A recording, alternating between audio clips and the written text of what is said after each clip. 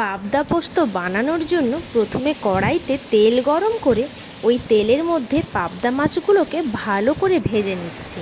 মাছ ভাজা হয়ে যাওয়ার পরে ওই তেলের মধ্যে আদা রসুন বাটা দিয়ে একটু ভালো করে নেড়ে নেওয়ার পরে পেঁয়াজ কুচি দিয়ে দিলাম।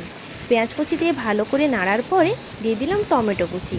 টমেটো কুচিটা দিয়ে দেওয়ার পরে ভালো করে মশলাটা কষিয়ে নেব। মশলা থেকে তেল ছেড়ে আসা পর্যন্ত আমরা অপেক্ষা করব। এই সময় আমরা দিয়ে দেবো অল্প একটু তিল বাটা। এবারে ওই তিল বাটাটা দিয়ে ভালো করে মশলাটা কষিয়ে নিতে হবে। মশলাটা তেল ছেড়ে আসা পর্যন্ত কষিয়ে নিতে হবে, কিন্তু মশলাটা কষে এলে তখন আমি দিয়ে দেবো পোস্ত বাটা। দেখুন, পোস্ত বাটার পরিমাণটা একটু বেশি হতে হবে, তাহলে টেস্ট খুব সুন্দর হবে। ভালো করে পোস্ত বাটা দিয়ে মশলাটা কষিয়ে নেওয়ার পরে জল দিয়ে দিলাম।